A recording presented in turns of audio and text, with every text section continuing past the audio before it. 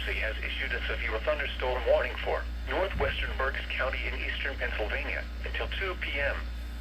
At 1:13 p.m., a severe thunderstorm was located over Fredericksburg, or 9 miles northwest of Myerstown, moving northeast at 25 miles per hour.